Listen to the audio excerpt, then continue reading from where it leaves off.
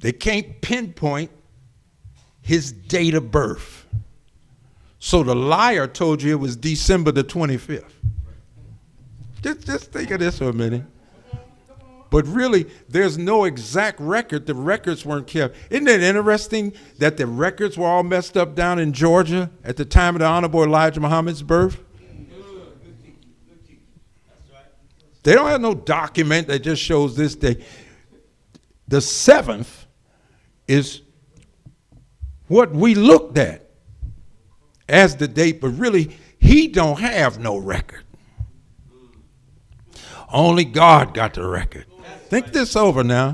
And when the minister wanted to do the anniversary of the Million Man March, remember, the 7th was the date he wanted. But the 16th was the only one open. He said, well, that's fine, because 1 and 6 is 7. That's right. Yeah. All right. So, but the main thing is, if we're in the days of Allah, who were the religious scientists supposed to be teaching us about? Allah. Who were the scholars supposed to be teaching us about? Allah or God. So if what they understand of him has produced this world that we live in, if God is present, why would we go back to the scholars? If God is present, why would we go back to the religious scientists of this world to find out about life and everything? If the God is present, he ought to be able to teach us and take us into the root of everything. Don't you think that? We've been lied to enough.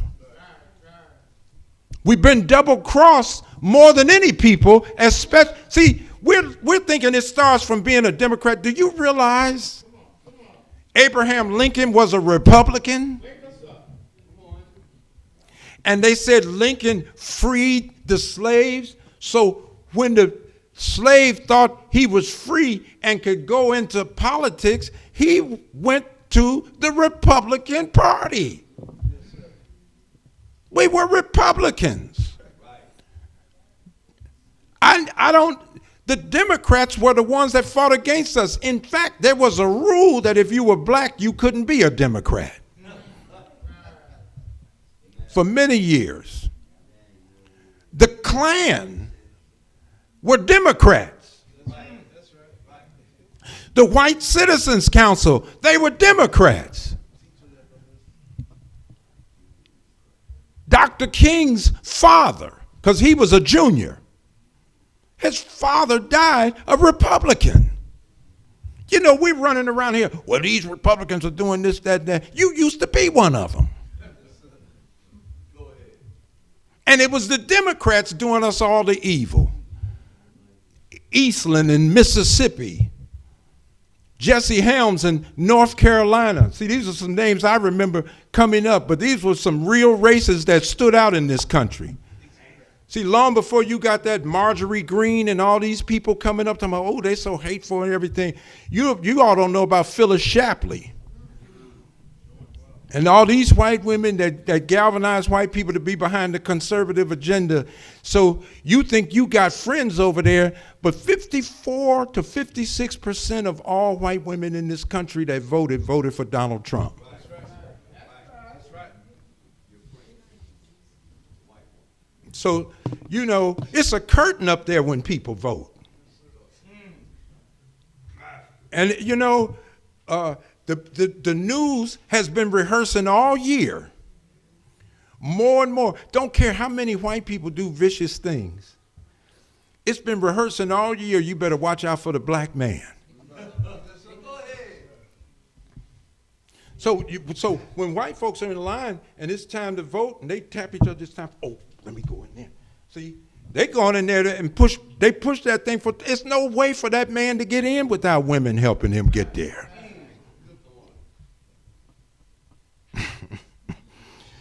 Ah, man. So, yeah. They don't even have the knowledge to build something new.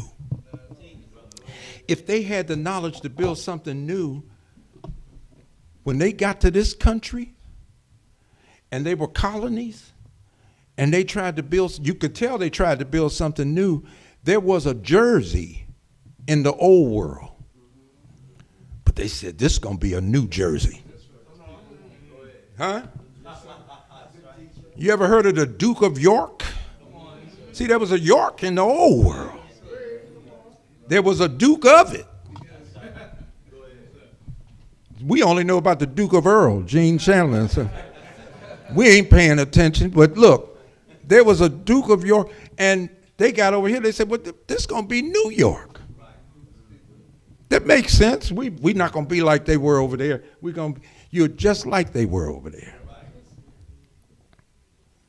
In fact, you've improved on the method of enslaving people. The Europeans certainly colonized black people and darker people over the earth. But those people still knew their family line. Those people knew something about their people, but this new form of slavery here to completely wipe the slate so you knew nothing. That means you're not trying to make a black man and woman forget their past. You don't even deal with them. You go after the children. And you plant things in the children and you keep them from knowing anything about their mother tongue and everything. And that's what the lessons teach us. I could hardly believe that. Somebody's other than Muslim, I beg your pardon, I could hardly believe that unless they were blind, deaf, and dumb. Said, well, they were made blind, deaf, and dumb when they were babies. Then you raise the child up on a steady diet of ignorance and fear.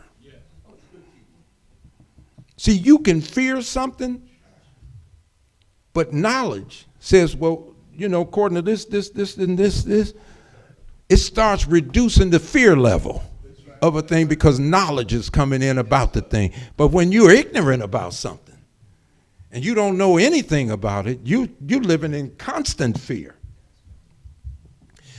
I'm only touching some of the points. Look at what the Honorable Elijah Muhammad said. Today, the world is more opposed to Islam than ever in a manner of speaking. For the Islamic world is having more confusion over the very principles they have been teaching. They must admit, first of all, we're running around here saying we're following the Islam over there. They're under so much confusion. At 3 this afternoon, Donald Trump is getting on a plane, Air Force One. He's getting ready to fly over to Israel to try to sign this deal to end this war that they're having against the people in Gaza. Isn't that something? And he's flying over there as the peacemaker, and many of the Muslim world countries have gotten on board with this treaty. Now you got to remember what the land used to look like. The Palestinians were there. And because of the terror of the Nazi regime, they ran Jews out of Germany, Austria, and other areas. They said, where are we going to put them? Roosevelt wouldn't take them all. And some of the Jews that were on cabinet level with Franklin Delano Roosevelt as president, the same president that had the Honorable Elijah Muhammad put in prison under false charges. Just follow me a minute. They only took maybe a couple of 100,000 at best. But all those others, they wouldn't take those Jews. And no one would take them. So Britain said, look, we got a colony over here. Egypt wouldn't take them, so they put them there in Palestine. So now here they are, nothing but a suitcase, nothing. And they need somewhere to stay. You open your door and let them stay there. By the time you go to the store to get some extra food, you get back, the lock's been changed. Yeah. They inside, but you can't get back in. Pretty soon, you went to the authorities about they done took over your house. That's like somebody can't get squatters out. Just look, and you can't get back in the door. So finally, the police didn't help you. The authorities don't help you. You take a brick, you bust the window of your house trying to get back in, and you call the terrorists. And they're called the victims of your terrorism. So you're jailed and persecuted. And now somebody had a map of how much they had at first, and now they have all the territory. And did you see Mr. Netanyahu when he came to the United Nations, showing the map of how it's going to look over there? And I noticed when he drew the map, I didn't see Lebanon anymore. Looked like part of Syria was gone. And all these other areas, and the Gaza Strip wasn't put there, and the West Bank is gone, and they're considering all this their territory. And our tax dollars are helping to finance it. Yep. So the Muslim world could have rose up against all of this at the beginning, but there's been confusion in the Muslim world, and the Honorable Elijah Muhammad said it's over the very principles they have been teaching. Well, how did that happen?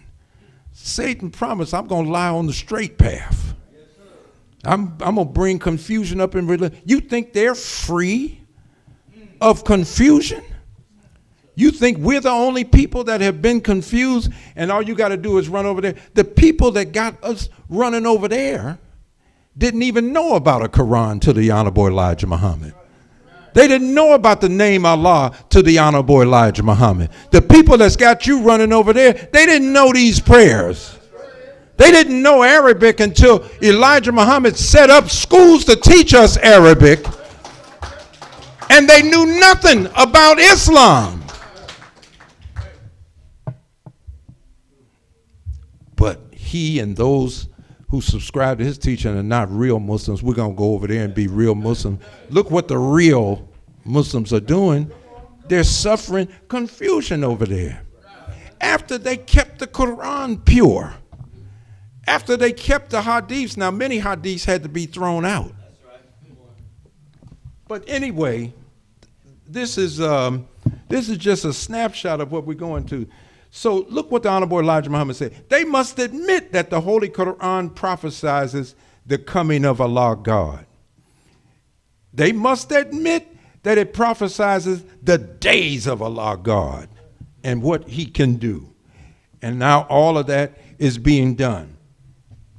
Point number 5 of what the Honorable Elijah Muhammad put on the back page of the Muhammad Speaks, and now it's on the back page of the Final Call newspaper.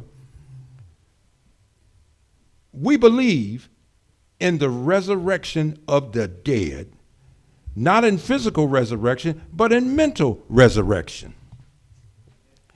See, in the book of Romans, the 8th chapter, look what it says. The sinful mind is death. The sinful mind is death. And the mind filled up with the Spirit of God is life. So what is Paul saying? He's recognizing both death and life to be in the mind. We believe in the resurrection, but we believe it's a mental resurrection. How's that out of line when it's right in the scripture? We believe that the so-called Negro. Why the so-called Negro? Because Negro came from the Greek nekro, which meant death.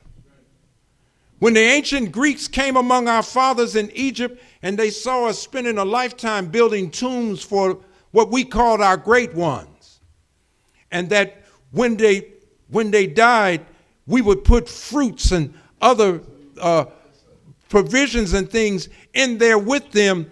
We didn't believe in death. We believed in the continuation of life. But to the Greeks, we were preoccupied with death, so they called us necro. When you change the consonant C with G, you get Negro. They weren't talking about the color of our skin. They were talking about the state of our mind. Our mind was dead.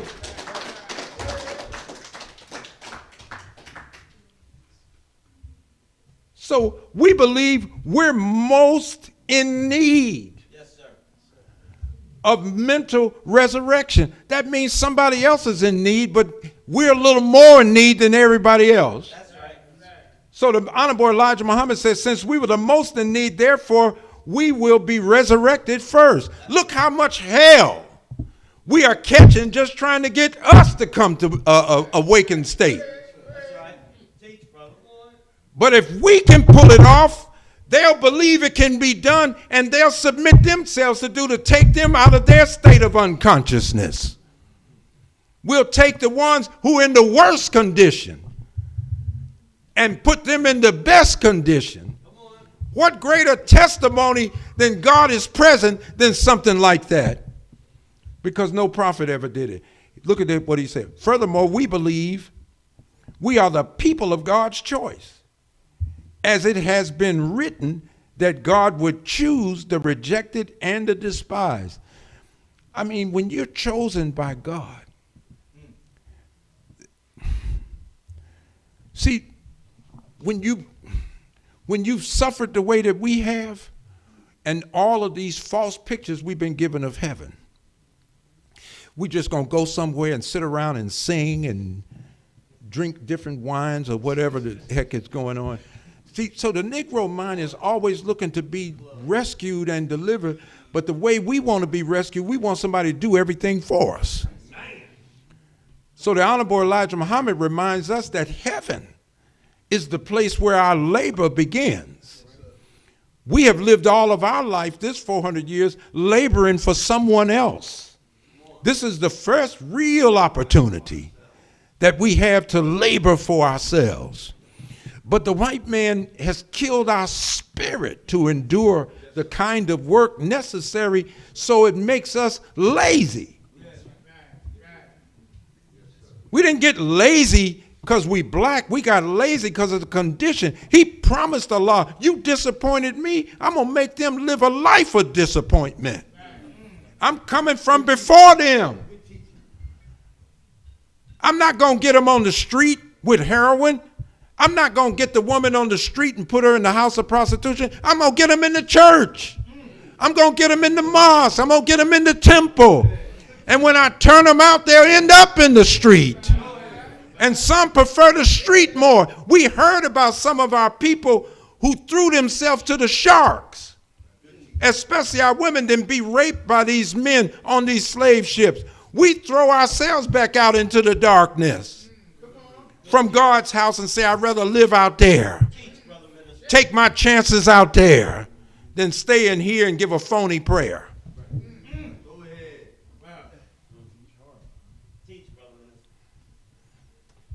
We God's choice because we got a mission.